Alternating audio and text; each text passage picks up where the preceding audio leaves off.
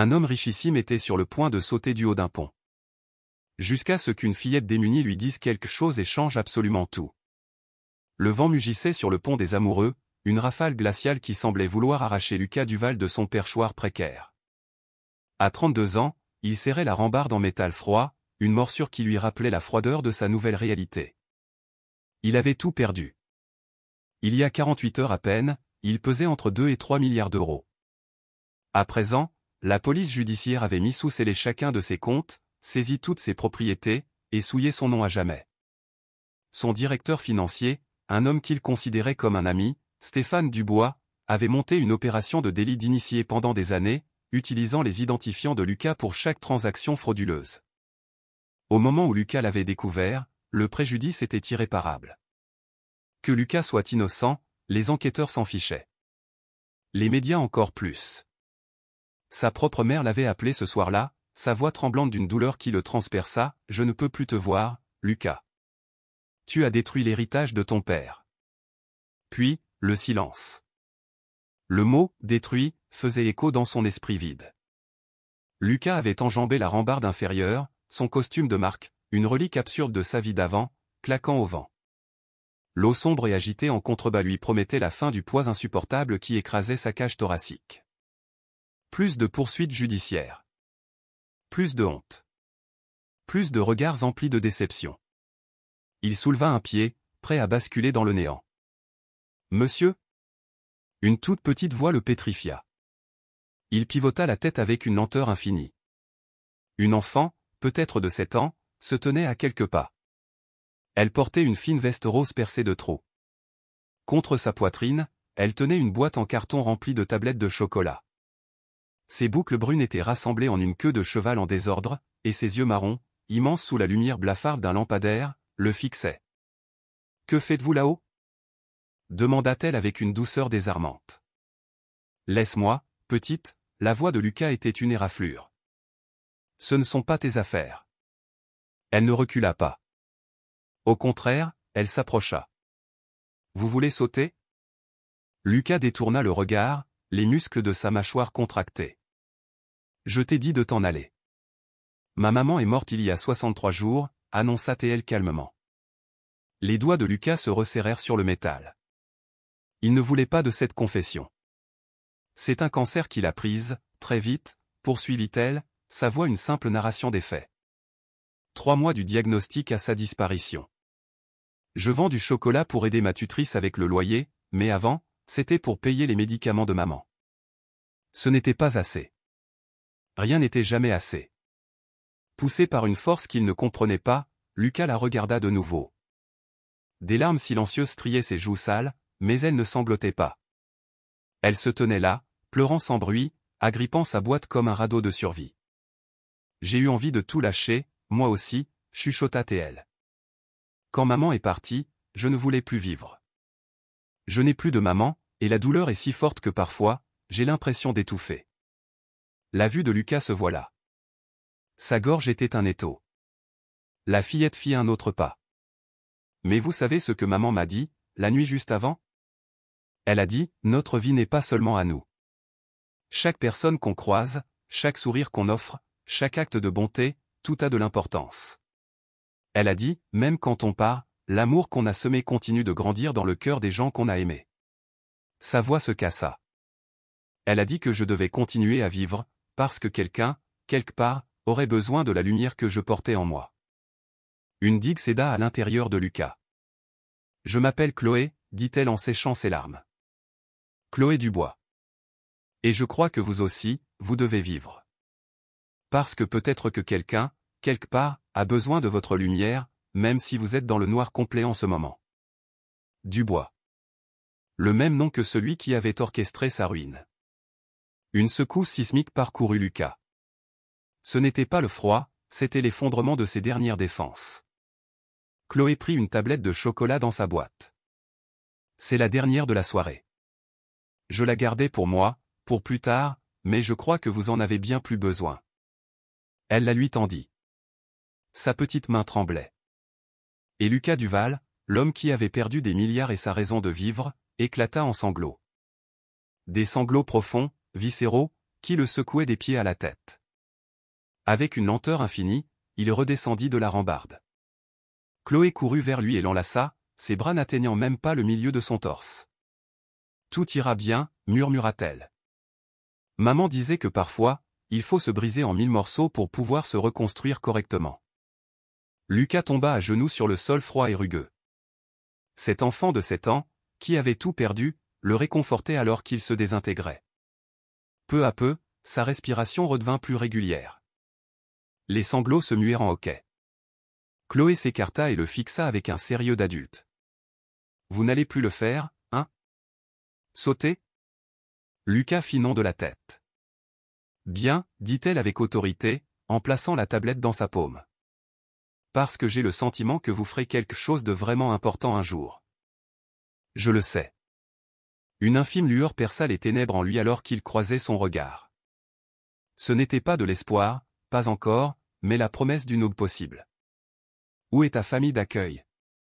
Sa voix était à peine un souffle. « Quelqu'un sait où tu es ?» Le visage de Chloé perdit son éclat. « Madame Leclerc me croit endormie. Mais le sommeil ne vient pas souvent, alors je sors vendre mes chocolats. On a besoin de cet argent. » Une orpheline de 7 ans, vendant des confiseries dans une petite ville de la Loire à 3 heures du matin. Tandis qu'il s'apprêtait à renoncer à sa vie, cet enfant luttait pour la sienne bec et ongles. « Chloé, dit-il avec une douceur retrouvée. Je crois que tu m'as sauvé la vie. » Elle lui offrit un sourire si pur qu'il illumina la nuit. « Alors, on est amis ?» Contre toute attente, Lucas sentit les coins de sa bouche se relever. « Oui, petite. On est amis. » Super. Parce que les amis cèdent. Et je crois qu'on a tous les deux besoin d'un coup de main. Lucas sortit son portefeuille. Ses cartes bancaires étaient inutiles, mais il lui restait 43 € en espèces. La totalité de sa fortune. Il prit 2 billets de 20 €. Pour le loyer, dit-il. Les yeux de Chloé s'arrondirent. C'est bien trop. C'est tout ce que j'ai pour le moment. Elle accepta l'argent avec une délicatesse infinie, puis le sonda de ses yeux d'une sagesse insondable. Et vous? Ça va aller? Vous avez un toit? Son appartement de luxe avait été saisi, ses voitures emportées. Le silence de ses amis était assourdissant. Je me débrouillerai, répondit-il. Chloé fronça les sourcils, visiblement sceptique. Elle extirpa de sa poche un papier chiffonné et un crayon minuscule, y griffonna quelque chose et le lui tendit. C'est l'adresse de Madame Leclerc. Si vous avez besoin de quoi que ce soit, venez me voir. Promettez-le. Lucas contempla l'écriture malhabile, la gorge nouée. Promis. Chloé acquiesça et lui prit la main. Venez. Je vous raccompagne de l'autre côté du pont. On y va ensemble. Main dans la main avec Chloé Dubois, Lucas Duval tourna le dos au vide, et marcha vers une vie qu'il n'était pas sûr de vouloir revivre. Mais tandis qu'ils avançaient, au son du bavardage de Chloé sur la meilleure façon de présenter ses chocolats, Lucas éprouva une sensation oubliée depuis 48 heures. Il se sentit exister aux yeux de quelqu'un. Arrivé au bout du pont, Chloé lui pressa la main. « Vous allez vous en sortir. J'en suis sûr. »« Comment peux-tu le savoir ?» murmura-t-il. Elle sourit. « Parce que vous êtes redescendu. C'est ça, le plus dur. Le reste, c'est juste un pas après l'autre. » Elle lui fit un signe et s'évanouit dans la brume matinale, laissant Lucas seul. Mais une solitude différente. Dans sa main, une tablette de chocolat, dont d'une enfant qui n'avait rien mais donnait tout. Dans sa poche, une adresse, une ligne de vie. Lucas regarda une dernière fois le pont, puis s'en alla. Sans argent, sans toit, sans plan. Mais avec une raison d'essayer. Ce que Lucas ignorait, c'est que ce pas en arrière, loin du précipice, était en réalité le premier pas vers la découverte d'une conspiration qui dépassait son imagination. Et la petite Chloé Dubois, vendeuse de chocolat et sauveuse d'âme, en était la clé. Lucas passa sa première nuit d'errance sur un banc dans le jardin public, la tablette de chocolat toujours dans sa main. Il ne pouvait se résoudre à la manger. C'était une relique, le symbole que sa vie avait encore de la valeur pour quelqu'un. À l'aube, la cruelle réalité de sa situation le frappa. 3 € en poche, plus de téléphones confisqués par la police et aucun refuge. Son costume luxueux criait son incongruité au milieu des sans-abri qui s'éveillaient. « C'est ta première nuit dehors, mon gars ?» lui lança un homme plus âgé en s'asseyant près de lui. Son visage ridé était une carte de vie difficile. « Ça se voit tant que ça ? T'as encore le regard du mec qui vient de tout perdre. » Moi, c'est Jean Martin. 6 ans de rue.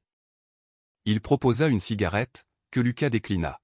« Et toi, c'est quoi ton histoire ?» Lucas hésita. « À quoi bon ? Tout perdu. Mon partenaire en affaires a monté une arnaque en se servant de mon nom. Les flics croient que je suis de mèche. » Jean Martin émit un sifflement bas. « Pas de chance. Un avocat ? J'en avais un. Plus les moyens. » Lucas contempla ses mains vides. « Mardi, je valais 2 milliards.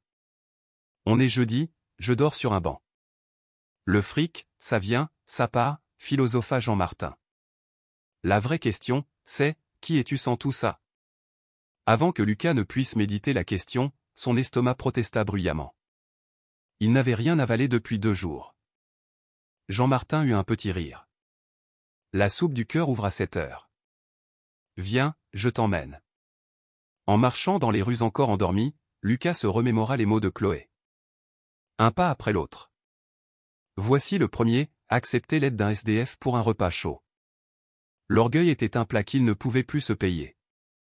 À la soupe du cœur, Lucas se tint dans la file, humble, parmi des dizaines d'autres visages marqués par la vie. L'arôme de soupe chaude et de café flottait dans l'air. Une bénévole, une femme d'une 60aine d'années au regard doux, lui sourit en lui tendant un bol. « C'est la première fois, mon garçon ? » demanda-t-elle avec bienveillance.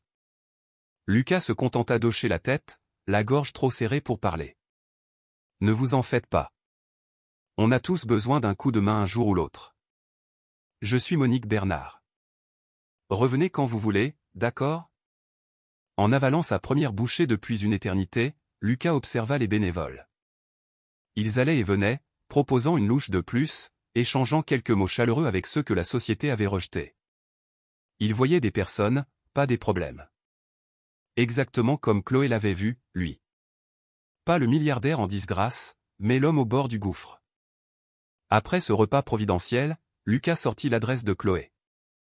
Il devait s'assurer qu'elle allait bien. Le papier le guida vers un vieil immeuble du quartier de la Gare. Il gravit 3 étages et frappa au 304. Une femme à l'air épuisé, vêtue d'un uniforme de serveuse, lui ouvrit. « C'est pour ? Madame Leclerc ? Je suis un ami de Chloé. Je l'ai croisée hier soir, je voulais juste vérifier qu'elle était bien rentrée. » Le visage de Madame Leclerc se crispa d'inquiétude et de méfiance. « Chloé est sortie hier soir ? Elle m'avait dit qu'elle dormait. Elle vendait du chocolat près du pont, expliqua Lucas avec prudence, vers 3 heures du matin. » Madame Leclerc ferma les yeux, une grimace de douleur sur le visage. « Cet enfant. Je lui répète que c'est dangereux, mais elle veut tellement aider pour les factures. » Son regard s'attarda sur Lucas. « Attendez. Vous êtes l'homme des journaux ? Le milliardaire qui ? » « Oui, » coupa Lucas. « C'est moi. » Mais Chloé l'ignorait. « Elle m'a aidé. » « C'est tout Chloé, ça. » L'expression de la femme s'adoucit un peu. « Elle est à l'école. L'école primaire Victor Hugo. La sortie est à 15 heures. » « Merci. » Lucas fit demi-tour, puis s'arrêta. « Madame Leclerc, vous avez là une enfant exceptionnelle. Le monde irait mieux avec plus de gens comme elle. »« Je sais, » dit-elle d'une voix lasse. « Si seulement je pouvais lui offrir mieux. » Sa mère était ma cousine. À sa mort, j'ai recueilli Chloé, mais je peine à joindre les 2 bouts. C'est pour ça qu'elle se sent obligée. Sa voix se brisa. Une vieille flamme se ranima en Lucas. Cet instinct qui avait fait de lui un titan des affaires. L'instinct d'identifier un problème et de le résoudre. « Je reviendrai, » déclara-t-il. « Je ne sais pas comment, mais je vais vous aider. Chloé m'a sauvé la vie. C'est le minimum que je puisse faire. » Lucas passa l'après-midi aéré, découvrant la ville sous un jour nouveau. Pas à travers la vitre teintée d'une berline de luxe, mais au ras du bitume. Il vit la précarité, la débrouille, l'humanité dans sa forme la plus brute. Les vendeurs à la sauvette, les gens enchaînant les petits boulots, les artistes de rue. C'était ça, la véritable économie. Celle qui soutenait son empire sans qu'il n'en ait jamais eu conscience. Vers 14h30, il se posta devant l'école primaire Victor Hugo. À 15h, un flot d'enfants joyeux se déversa sur le trottoir. Il aperçut Chloé, son cartable semblant peser une tonne sur ses petites épaules. Elle riait avec une amie. Lucas sentit son cœur se gonfler. Cet enfant, qui avait toutes les raisons de sombrer, trouvait encore la force de rire. Il s'apprêtait à l'interpeller quand une berline de luxe noire freina brusquement. Le sang de Lucas se figea. L'homme qui en descendit n'était autre que Stéphane Dubois, son ancien directeur financier, l'architecte de sa chute. Mais il n'était pas en prison. Il était là, en costume impeccable, libre et sûr de lui. Le visage de Chloé s'illumina. Oncle Stéphane. Oncle. Lucas, paralysé, vit Chloé se jeter dans les bras de Dubois. Il la fit tournoyer, la reposa et lui offrit un cornet de glace. Ils échangèrent quelques mots, inaudibles pour Lucas. Puis Dubois repartit. Chloé le suivit du regard jusqu'à ce qu'il disparaisse. Lucas avait la nausée. Chloé était la nièce de Stéphane Dubois. L'homme qui l'avait trahi, dépouillé, était lié à la petite fille qui l'avait sauvée. La coïncidence était trop énorme pour en être une. Chloé traversa et le vit. Un sourire radieux fendit son visage. Lucas. Vous êtes venu. J'ai eu peur pour vous toute la journée. Salut, Chloé, parvint-il à articuler, son cerveau en ébullition. Tu as eu de la visite, à ce que je vois. Oui, oncle Stéphane. Il est tellement gentil. Il m'apporte toujours des cadeaux et il donne de l'argent à tante Sandrine pour le loyer. Il a promis de m'emmener à Disneyland Paris bientôt. Chloé était aux anges. C'est le frère de mon papa. Je le vois rarement, il est très occupé, mais quand il vient, c'est la fête. Lucas était écœuré. Stéphane jouait l'oncle modèle tout en laissant Lucas payer pour ses crimes. Et l'innocente Chloé ne se doutait de rien. C'est formidable, petite, dit-il, se forçant à sourire. Alors, l'école ? Chloé se lança dans un récit passionné de son contrôle de maths, tandis que l'esprit de Lucas assemblait les pièces du puzzle. Stéphane rendait visite à Chloé, donnait de l'argent à Madame Leclerc. Pourquoi ? Simple devoir familial ? Ou autre chose ? Soudain, la lumière se fit. La mère de Chloé était la belle-sœur de Stéphane.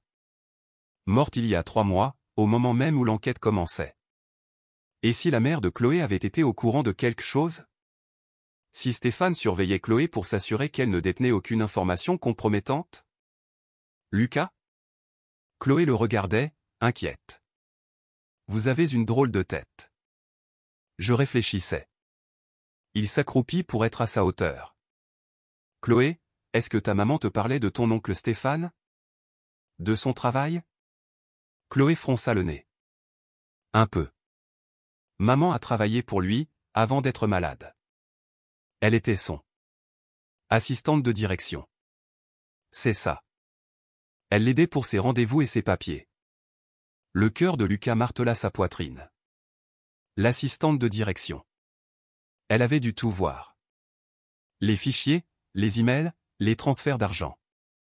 Ta maman t'a laissé quelque chose ? Demanda-t-il, choisissant ses mots. Des documents ? Un ordinateur ? Tante Sandrine a gardé une boîte avec les affaires de maman, répondit Chloé. Pourquoi cette question ? Simple curiosité. L'esprit de Lucas s'emballait. Chloé, tu as confiance en moi, pas vrai ? Évidemment, dit-elle sans hésiter. Vous êtes mon ami. Parfait. J'ai besoin de ton aide, mais ça doit rester notre secret. Tu ne dois en parler à personne. Surtout pas à oncle Stéphane. Compris ? Les yeux de Chloé s'agrandirent, mais elle acquiesça gravement. Compris. J'ai besoin de voir ce qu'il y a dans cette boîte. Tu peux m'aider ? 2 jours plus tard, Lucas retrouva Chloé dans une ruelle derrière chez elle. Elle tenait une boîte en carton usé, sur laquelle était inscrit « Affaire de Valérie ». Tante Sandrine croit que je l'ai emmenée chez mon amie Emma pour un exposé, chuchota Chloé. Il faut la rapporter ce soir. C'est promis, assura Lucas. Juste un coup d'œil. Ils s'installèrent dans un coin. Lucas ouvrit la boîte, les mains moites. Des photos, quelques bijoux, le carnet de naissance de Chloé. Et un ordinateur portable. Il fonctionne ? Demanda Lucas. Aucune idée. Tante Sandrine n'a pas Internet, on ne s'en est jamais servi. Lucas appuya sur le bouton de démarrage. Rien. Il fallait le recharger. Trouver une prise et du Wi-Fi. La médiathèque municipale. Pas avant demain, 9 h. Il continua de fouiller. Sous un album photo, un journal intime. Un simple cahier à la couverture fleurie. Lucas l'ouvrit. Les premières pages étaient banales. Liste de courses, rendez-vous. Puis, le ton changea. 15 mars, Stéphane m'a demandé de tenir une comptabilité parallèle. Pour des projections internes, a-t-il dit. Quelque chose me dérange. 22 mars, j'ai trouvé des transactions qui ne collent pas avec les rapports officiels. Des millions qui partent sur des comptes à l'étranger. Quand j'ai questionné Stéphane, il m'a dit que ça me dépassait. 3 avril, j'ai fait des copies. Je ne sais pas quoi faire. J'ai peur. 10 avril, le verdict est tombé. Stade 4. C'est peut-être un signe de Dieu. Pour m'éviter d'avoir à faire ce choix terrible. Les mains de Lucas tremblaient. La mère de Chloé savait. Elle avait découvert la fraude. Et elle avait fait des copies. Qu'est-ce qu'il y a d'écrit ? Demanda Chloé. Ta maman était une femme très courageuse, dit Lucas d'une voix sourde. Elle a découvert quelque chose de très important, qui pourrait aider beaucoup de monde. Un truc de super-héroïne ? Ses yeux brillaient. Oui, petite. Un truc de super-héroïne. La dernière entrée glaça le sang de Lucas. 18 avril, j'ai tout caché là où seule Chloé cherchera. Notre endroit secret. S'il m'arrive quelque chose, j'espère qu'elle trouvera ça quand elle sera assez grande pour comprendre. Et qu'elle me pardonnera de ne pas avoir eu plus de courage de mon vivant. Chloé, dit Lucas, la voix tendue. Vous aviez un endroit secret avec ta maman. Un endroit juste à vous deux ? Le visage de Chloé s'illumina, puis s'assombrit. Le port. Le quai des pêcheurs à Saint-Malo. On allait regarder les bateaux. Maman disait qu'il lui rappelait que même dans la tempête, on peut toujours rêver d'ailleurs. Il y avait un coin que vous aimiez plus que les autres ? Oui, le banc près du manège. Maman y a gravé nos initiales, en dessous.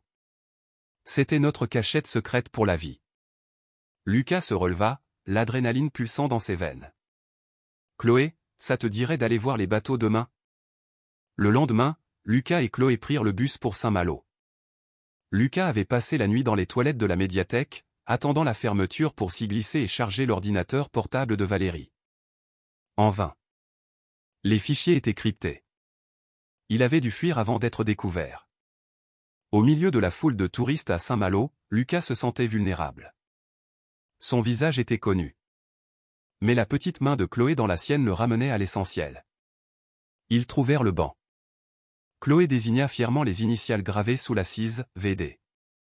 Plus CD. Valérie Dubois et Chloé Dubois. Lucas se mit à 4 pattes, explora le dessous du banc. Rien. Les côtés, l'arrière. Rien. Le découragement le gagna. Et si tout n'était que l'imagination d'une femme malade et effrayée ? Lucas, regarde. Chloé pointait la poubelle à côté du banc. Elle est nouvelle. Avant, c'était une autre. Une verte, avec le couvercle abîmé. Le cœur de Lucas bondit. Il repéra des ouvriers municipaux plus loin sur le quai. Il s'approcha de l'un d'eux.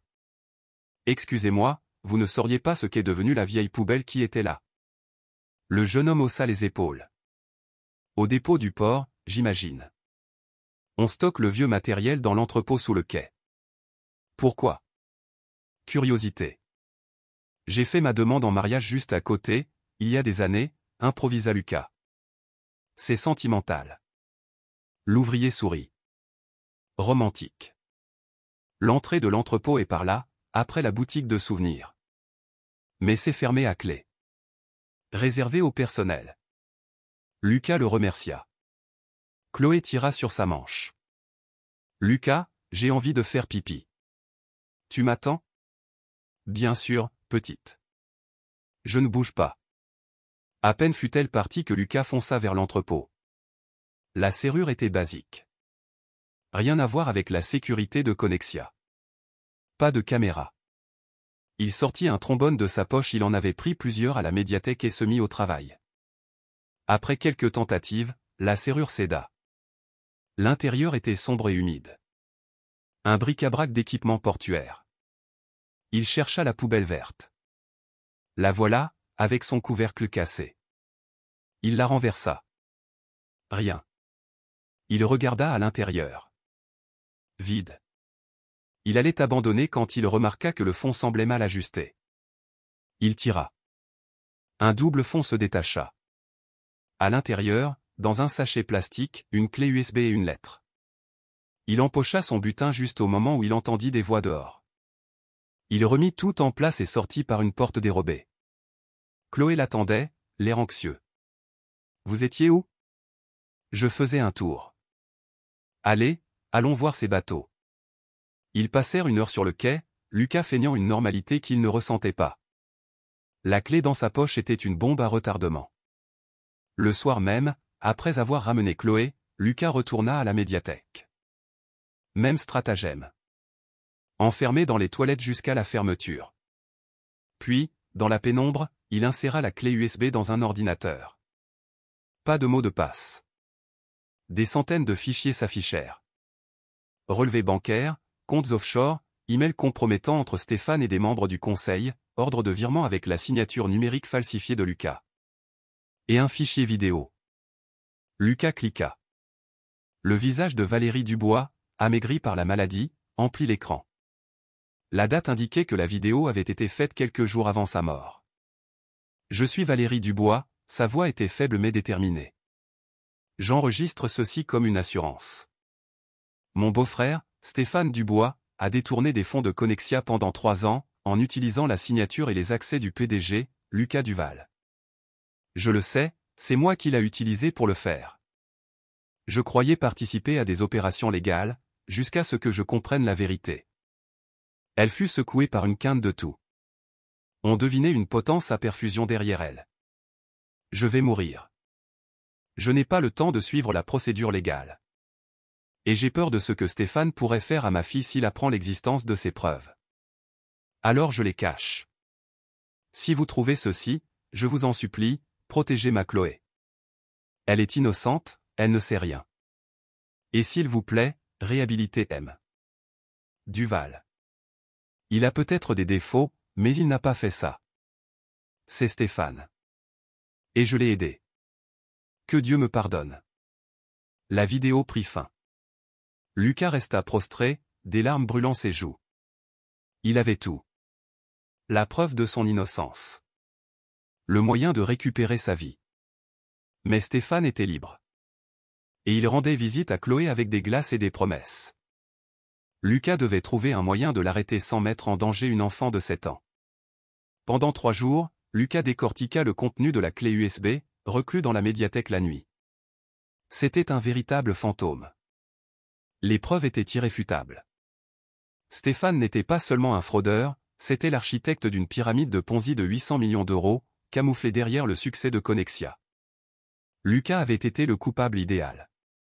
Jeune, audacieux, connu pour ses méthodes agressives. Sa culpabilité était une évidence pour tous. Mais le dilemme était immense. S'il allait voir la police judiciaire, Stéphane serait alerté. Il saurait que les preuves venaient de Valérie. Chloé serait en danger. Le 4e jour, il retrouva Chloé au parc. Elle lui avait apporté un sandwich et une pomme, subtilisés à la cantine. Elle croyait jouer à un jeu d'espion. Lucas se sentait misérable de dépendre de la générosité d'une enfant de 7 ans. « Salut, petite. Je peux te poser une question importante? » Bien sûr. Elle croqua dans sa pomme. Quand ton oncle Stéphane vient te voir, il te parle de ta maman? Des choses qu'elle a pu te laisser? Chloé réfléchit. Parfois. La dernière fois, il a demandé si maman avait laissé des papiers du travail. J'ai dit non, que tante Sandrine m'avait donné la boîte et qu'elle était chez Emma. Elle s'interrompit. Enfin, elle y était. On l'a rapportée, tu te souviens? Le sang de Lucas se retira de ses veines. Qu'est-ce que tu lui as dit, exactement? Que maman n'avait laissé que des trucs de fille, des photos, des bijoux, et son ordinateur. Il a insisté pour l'ordinateur, mais je lui ai dit qu'il était cassé. Elle parut inquiète. J'ai mal fait? Non, Chloé. Tu as été parfaite. L'esprit de Lucas était en alerte maximale. Stéphane flairait une piste. Il se doutait que Valérie avait laissé des preuves, mais il ne savait ni quoi, ni où. Lucas, je peux te dire un secret? Demanda Chloé. Dis-moi. Oncle Stéphane, il me fait un peu peur. Il est gentil, mais son regard. C'est comme le chien au parc. Celui qui remue la queue, mais on sent qu'il peut mordre. La perspicacité de cet enfant était glaçante. Tu as un bon instinct, petite. Fais-lui toujours confiance. Cette nuit-là, Lucas trancha. Pas la police judiciaire. Pas tout de suite. Stéphane avait le bras long. Il fallait une autre approche. Il avait passé des années à tisser sa toile dans le monde de la tech. Certains contacts lui étaient restés fidèles, malgré le scandale. Il avait besoin de quelqu'un d'inattaquable. Quelqu'un avec une tribune assez puissante pour que la vérité éclate et que Stéphane ne puisse plus se cacher. Il pensa à Isabelle Fournier. Une journaliste d'investigation avec qui il avait eu une brève liaison des années plus tôt. Ils étaient restés en bons termes. Elle couvrait les affaires financières pour le journal du centre. La contacter était risqué. Stéphane le surveillait peut-être. À moins que... Son regard se posa sur Chloé. Puis il pensa à Jean Martin, à Monique Bernard, à Madame Leclerc. Il avait bâti son premier empire à partir de rien. Il pouvait recommencer. Chloé, dit-il lentement. Ça te dirait de m'aider à faire quelque chose de très important? Quelque chose pour aider beaucoup de gens, et pour honorer la mémoire de ta maman. Les yeux de Chloé s'illuminèrent. Un truc de héros? Exactement. Mais ça reste notre secret. Et tu dois me faire une confiance aveugle. Tu en es capable? Chloé prit sa main. Je te fais confiance, Lucas. Tu es mon meilleur ami. À cet instant, Lucas Duval comprit une chose essentielle. Il avait passé sa vie à accumuler des richesses, du pouvoir, du prestige. Il mesurait sa valeur en chiffres et en contrats.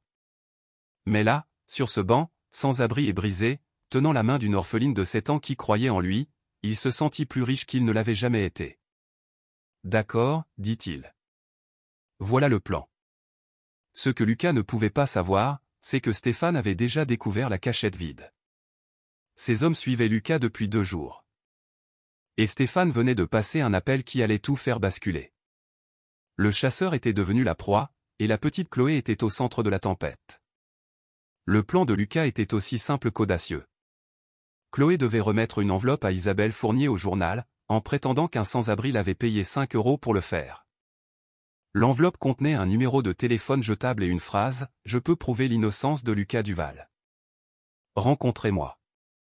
Mais Lucas ignorait que l'équipe de sécurité de Stéphane le filait depuis sa sortie de l'entrepôt. Il l'avait vu avec Chloé, les avait photographiés. Stéphane était au courant de tout. Le matin de la livraison, Lucas attendit Chloé à leur point de rendez-vous. Les minutes s'égrenèrent. 10, 20, 30. Chloé n'apparut pas. Une angoisse glaciale étreignit Lucas. Il courut jusqu'à son immeuble, dévala les escaliers. Il frappa à la porte du 304. Madame Leclerc ouvrit. Son visage était un masque de larmes. « Mon Dieu, vous savez ? » ?»« Savoir quoi ? » ?»« Où est Chloé ? » ?»« Elle est partie, » sanglota-t-elle.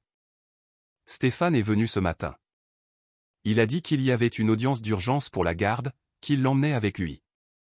Il avait des papiers, des documents officiels. J'ai tenté de m'y opposer, mais il a dit qu'en tant qu'oncle, il avait des droits. Et vu ma situation financière. Elle fondit en larmes. Lucas sentit le sol se dérober. Quand? Il y a 2 heures. Il a dit que c'était pour sa sécurité. Que des gens dangereux me fréquentaient et qu'elle devait être protégée. Le regard de Madame Leclerc se durcit. Il a parlé de vous. Il a dit que vous passiez du temps avec elle, que vous étiez peut-être dangereux. Jamais je ne lui ferai de mal. Plaida Lucas. Madame Leclerc, je vous en supplie. Le danger, c'est Stéphane. C'est lui qui m'a piégé, qui a ruiné ma vie, et maintenant il a Chloé. Dehors, murmura-t-elle. Partez, avant que j'appelle la gendarmerie. Lucas recula. Comment lui en vouloir? Il était un paria, un criminel présumé. Stéphane était un homme d'affaires respectable. Dans la rue, les mains tremblantes, il sortit le téléphone jetable. Sa dernière carte. Il composa le numéro d'Isabelle. Fournier. Isabelle, c'est Lucas Duval. Un silence. Puis, Lucas, on te cherche partout. Où es-tu? J'ai besoin de toi. J'ai la preuve que Stéphane Dubois m'a piégé. Tout. Relevé bancaire, email, un témoignage vidéo. Mais il vient d'enlever une petite de 7 ans. Isabelle, il a une enfant. Doucement. Quel enfant? Lucas lui raconta tout, dans un flot de paroles précipitées.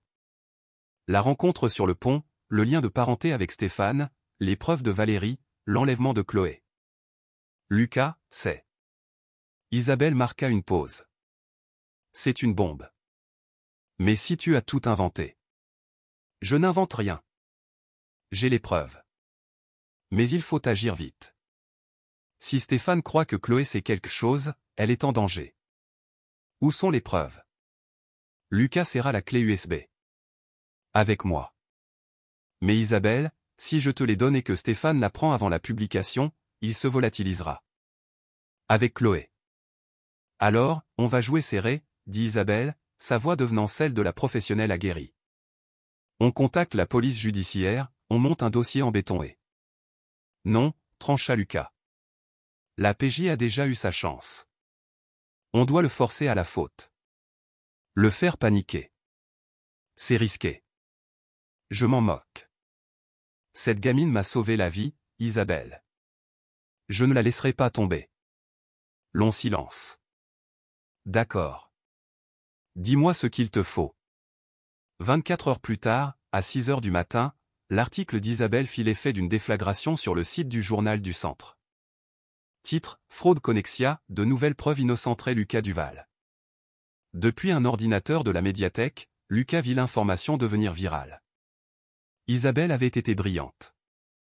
Elle en avait révélé juste assez pour instiller le doute, sans tout dévoiler. Elle évoqua une clé USB, le témoignage vidéo d'un témoin décédé, des failles dans l'enquête. Et surtout, elle ajouta un paragraphe décisif, selon nos sources, l'enfant mineur du témoin clé pourrait détenir des informations cruciales. Il est impératif que les autorités assurent sa sécurité dans le cadre de cette nouvelle enquête. C'était un avertissement clair. Un message à Stéphane, Chloé n'est pas seule. On la surveille. Le téléphone de Lucas sonna. Ça prend une ampleur folle, dit Isabelle. La PJ vient d'annoncer la réouverture de l'enquête. Et Lucas. Stéphane Dubois tient une conférence de presse. Lucas lança la vidéo. Stéphane, devant le siège de Connexia, était l'image même du calme et de la maîtrise. Ces allégations sont grotesques, dit-il d'une voix posée. M. Duval est aux abois et invente des fables.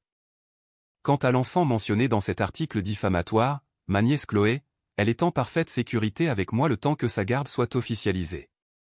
Je ne laisserai pas un criminel l'utiliser pour échapper à la justice. Il était bon. Très bon. Mais Lucas décela une tension dans son regard. Stéphane avait peur. Il va fuir, dit Lucas à Isabelle. Il va prendre Chloé et disparaître. Pourquoi dis-tu ça? Parce que c'est ce que je ferai à sa place. Il a déjà le prétexte de la garde. Il peut prendre un avion pour un pays sans accord d'extradition ce soir même. Le temps que la justice réagisse, il sera loin. Il faut les retrouver, dit Isabelle. Une idée d'où il pourrait être. Lucas sonda sa mémoire. Stéphane était un homme qui aimait le contrôle, l'isolement. Il possède un domaine viticole en Bourgogne. Isolé, à l'abri des regards. Il m'y a invité une fois. S'il prépare sa fuite, c'est de là-bas qu'il le fera. J'appelle la PJ. Pas le temps. S'il est déjà en route? Lucas se leva. J'y vais. Lucas, c'est de la folie. Tu n'as aucun moyen de. Je suis le seul moyen de Chloé. Il raccrocha et se mit en route. Sans voiture, sans argent, sans armes. Mais avec une chose que Stéphane avait sous-estimée, la détermination d'un homme qui n'a plus rien à perdre. Il mit 6 heures pour atteindre la Bourgogne. Du stop, des kilomètres de marche. Il arriva au domaine de Stéphane au crépuscule. La propriété était magnifique, isolée au milieu des vignes. L'endroit idéal pour se cacher. Il s'approcha en rampant entre les rangs de vignes. 2 berlines de luxe noires étaient garées devant. La maison était éclairée. Par une fenêtre ouverte, il entendit une voix. La voix de Chloé. Oncle Stéphane, quand est-ce qu'on rentre? Elle avait peur. Bientôt, ma puce. Juste quelques petites choses à régler. Tu es en sécurité ici. Mais tante Sandrine me manque. Et Lucas me manque. Un silence. La voix de Stéphane se durcit. Lucas est un menteur, Chloé. Il t'a manipulé. C'est pas vrai. La voix de Chloé était pleine de défis. Lucas est mon ami. Il m'a sauvé. Il t'a raconté des histoires.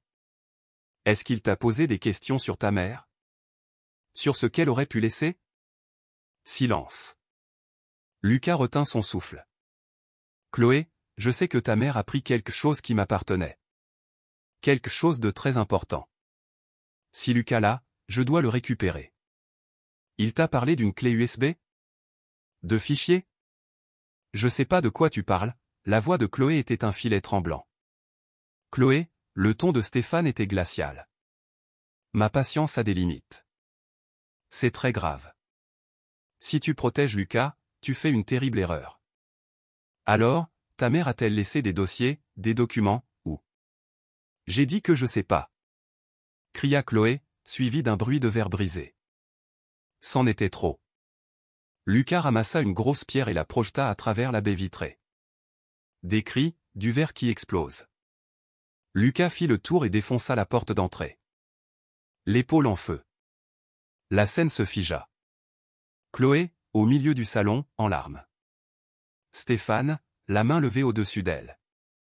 2 gorilles qui dégainaient. Chloé, cours! Hurla Lucas. Le chaos. Chloé se rua vers lui. Un garde tenta de l'intercepter.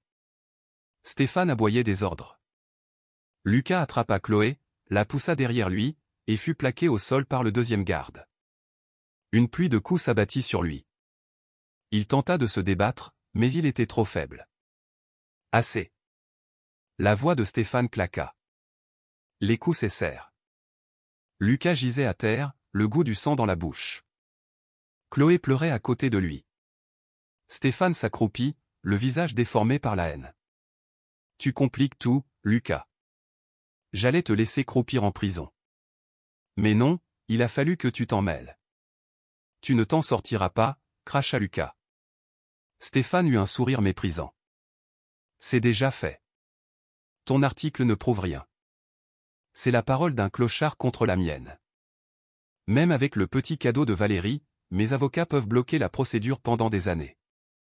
D'ici là, je serai loin, profitant des 800 millions que j'ai mis de côté. Et Chloé? Chloé vient avec moi. C'est ma nièce. Qui m'empêchera de l'emmener en vacances?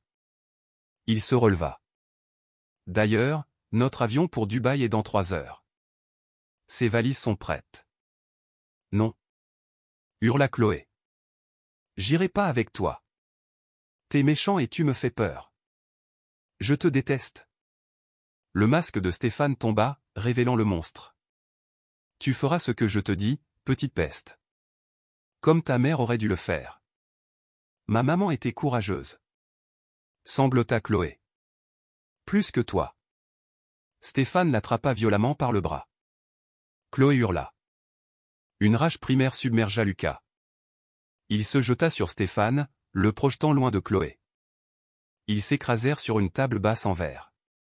Stéphane rugit de douleur. Les gardes arrachèrent Lucas, mais c'était trop tard. Chloé s'était échappée par la porte.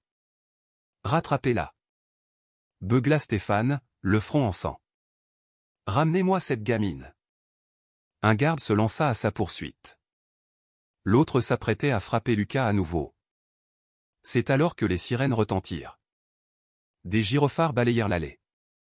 Police judiciaire. Les mains sur la tête. Le raid fut d'une efficacité foudroyante. Les agents déferlèrent dans la maison. Les gardes furent neutralisés. Stéphane, abasourdi, fut menotté et on lui signifia son arrestation. Lucas, à moitié inconscient, entendit un cri, « Lucas !» Chloé se faufila entre les agents et se jeta sur lui. « J'ai eu si peur. Je me suis caché dans les vignes, et puis la police est arrivée. »« C'est bien, petite, » murmura Lucas. « Tu es en sécurité. Tu as été très courageuse. » Monsieur Duval, une femme en uniforme s'agenouilla près d'eux. « Inspecteur Valérie Rousseau.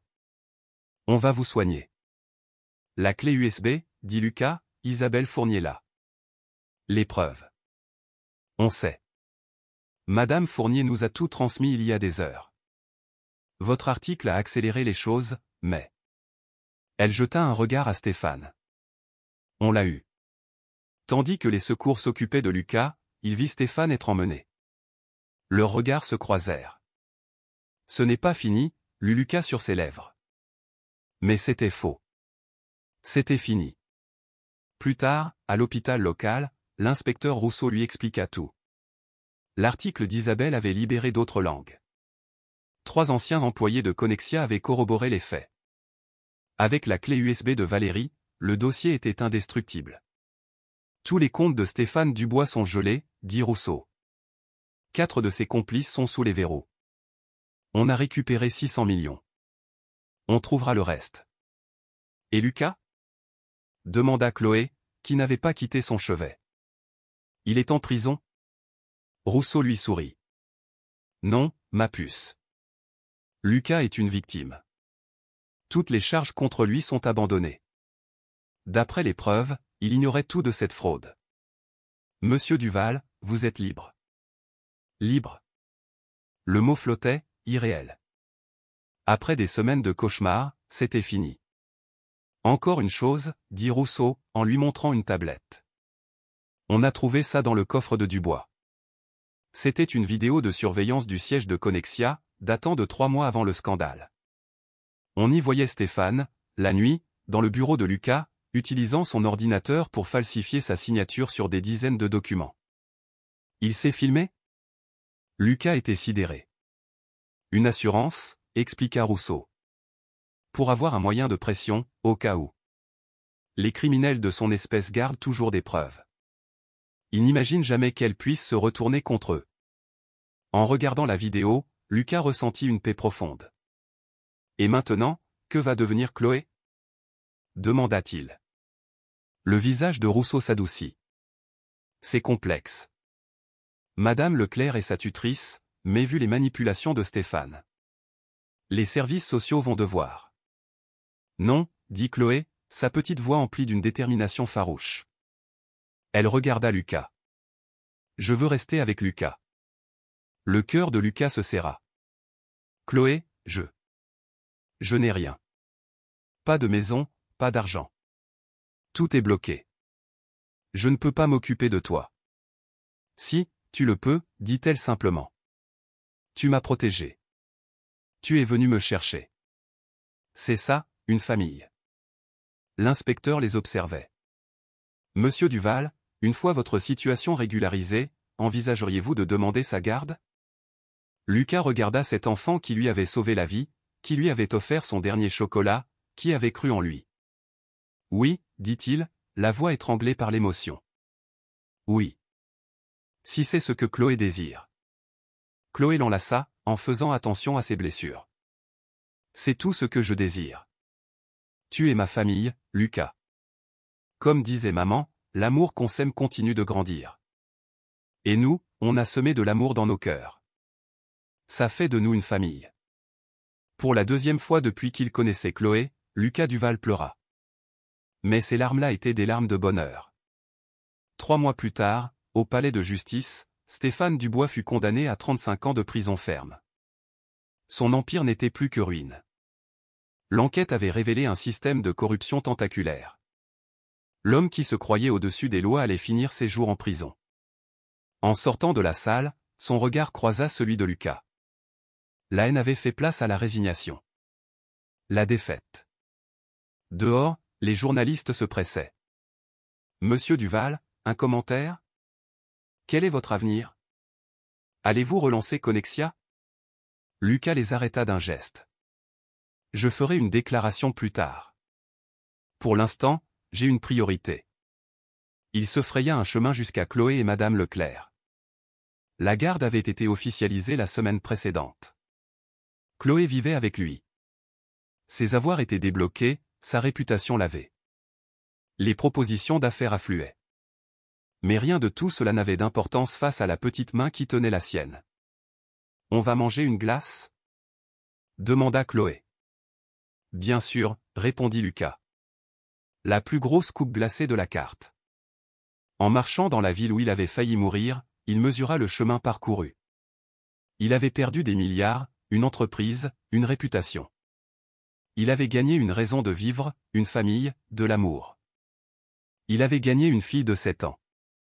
« Lucas ?» dit Chloé en entrant chez le glacier. « Oui. Tu crois que maman serait fière de moi? D'avoir aidé à arrêter les méchants ?» Lucas s'agenouilla, les yeux humides. « Chloé, ta maman serait plus que fière. Tu as honoré sa mémoire de la plus belle des manières. Tu as été courageuse, tu as été bonne. Et tu as sauvé des vies. La mienne, en premier. » Chloé sourit, un soleil dans la grisaille. Je crois qu'elle nous regarde. Et qu'elle est contente qu'on se soit trouvé. Moi aussi, petite. Moi aussi. Ils commandèrent des coupes glacées gigantesques. Chloé lui raconta ses projets pour sa nouvelle chambre, sa nouvelle école, son envie d'avoir un chiot. Lucas buvait ses paroles, savourant chaque instant de cette nouvelle normalité. Son téléphone vibra. Un SMS d'Isabelle. Félicitations. On fête ça? Il répondit, une autre fois. J'ai un rendez-vous avec ma fille. Il hésita, puis corrigea, je mange une glace avec ma famille. C'était plus juste. Alors que le soleil couchant inondait le glacier d'une lumière dorée, Lucas Duval comprit. 3 mois plus tôt, sur le pont des Amoureux, il voulait mourir parce qu'il avait perdu ses milliards. Aujourd'hui, dans ce petit glacier, avec cette orpheline devenue son univers, il était plus riche que jamais. Il avait appris ce qui comptait vraiment. Pas l'argent, ni le succès. Mais les liens, l'amour, le courage de continuer à vivre. Lucas, fit Chloé, une tache de chocolat sur le nez. Oui. Je suis contente que tu n'aies pas sauté. Il lui serra la main par-dessus la table. Moi aussi, petite. Moi aussi. Mais leur histoire n'était pas terminée. Stéphane Dubois avait encore un atout dans sa manche. Cette nuit-là, depuis sa cellule, il passa un appel. À un homme qui lui devait une faveur. Un homme très en colère d'avoir perdu 800 millions. Un homme qui pensait que Lucas Duval devait payer. La partie ne faisait que commencer. 6 mois plus tard, Lucas se tenait dans le bureau de sa nouvelle entreprise, Deuxième Chance SA. Elle aidait ceux qui avaient tout perdu à se reconstruire. L'ironie était savoureuse. Chloé déboula. Lucas, j'ai eu 20 en maths. Il admira la copie. La vie avait trouvé son rythme. Chloé, qu'il avait adoptée 2 mois plus tôt, était une élève brillante. Madame Leclerc venait dîner tous les dimanches. Jean-Martin gérait le programme de réinsertion. Monique Bernard siégeait au conseil d'administration. De ces ruines, Lucas avait bâti quelque chose de solide et de juste. Mais ce soir-là, en rentrant, une voiture noire les frôla. M. Duval. On veut vous parler. L'homme fixa Chloé. Stéphane Dubois a un message, viens seul au quai des pêcheurs ce soir, ou la petite paix. La voiture démarra en trombe. Le téléphone de Lucas vibra. Texte d'un inconnu. Tu m'as tout pris. Je te prends tout. Quai des pêcheurs, minuit. Seul, où Chloé le paiera. Une photo de Chloé devant l'école était jointe. Lucas appela l'inspecteur Rousseau. N'y allez pas. C'est un piège. Il a menacé Chloé. Je n'ai pas le choix. On couvrira la zone. Soyez prudents. À 23h30, Lucas arriva au quai des pêcheurs. L'endroit était désert et sinistre. Lucas Duval. La voix venait de l'ombre du manège. Un homme s'avança. Stéphane Dubois. Comment? L'argent ouvre toutes les portes, Lucas. Même celles des prisons de haute sécurité. Il brandit une arme. Lucas leva les mains. Stéphane, c'est de la folie. Ma vie est détruite à cause de toi. 35 ans de prison. C'est une mort lente. C'est toi qui as choisi cette voie. Je me protégeais. Valérie allait tout faire foirer. Tu as toujours le choix, dit Lucas calmement. J'en avais un, sur le pont. La main de Stéphane tremblait. Tu aurais dû sauter. Mais non, il a fallu que tu joues les héros. Que tu me voles ma nièce. Chloé a choisi l'amour. Pas la peur. Ne me parle pas d'amour. La voix de Stéphane se brisa. Mon propre sang vit avec mon destructeur. Lucas devinait des ombres qui se déplaçaient. La police était en place. Il fallait gagner du temps. C'est quoi ton plan? Tu me tues, et tu retournes en prison pour toujours? J'ai déjà tout perdu, dit Stéphane avec un rire amer. Alors oui, t'emmener avec moi, ça en vaut la peine. Chloé ne te déteste pas. Elle est encore une enfant. Elle demande même de tes nouvelles. Le masque de Stéphane se fendit. Des larmes coulèrent. Bien sûr que je l'aimais. C'était la fille de Valérie. Je n'ai jamais voulu en arriver là. Alors arrête, dit Lucas doucement. Pose cette arme. Montre à Chloé qu'on peut toujours essayer de réparer ses erreurs. Trop tard, murmura Stéphane. Il leva l'arme. Oncle Stéphane. Tous se figèrent. Chloé était là. L'inspecteur Rousseau tentait de la retenir, mais elle se dégagea et courut vers eux. Chloé, non. Hurla Lucas. Elle se planta devant Stéphane. S'il te plaît, ne fais pas de mal à Lucas. C'est ma famille. C'est tout ce qui me reste. Stéphane la regarda, l'arme vacillant. Chloé. Tu ne devrais pas être là. Je sais que tu souffres, dit Chloé, sa voix tremblante mais ferme. Maman disait que les gens qui souffrent font souffrir. Mais elle disait aussi que les gens qui sont aimés, aiment. Et moi, oncle Stéphane, je t'aime encore. Parce que maman t'aimait, et elle m'a appris que l'amour ne s'éteint pas comme ça. Le visage de Stéphane se décomposa. L'arme tomba. Je suis désolé, Chloé, sanglota-t-il. Pour ta mère. Pour tout. Tu peux arrêter maintenant, dit Chloé en lui tendant la main. S'il te plaît. Un long silence. Puis, lentement, il laissa tomber l'arme. Les agents se ruèrent sur lui. En le menottant, son regard ne quittait pas Chloé. Je suis désolé, répéta-t-il. Dis à ta mère que je suis désolé. Je le ferai, répondit Chloé en larmes. Alors qu'on l'emmenait, Lucas serra Chloé dans ses bras. C'était très courageux. Et très dangereux. Ne me refais plus jamais une peur pareille. Je devais essayer. C'est ça, la famille. L'inspecteur Rousseau s'approcha. Cet enfant vient de désarmer un fugitif.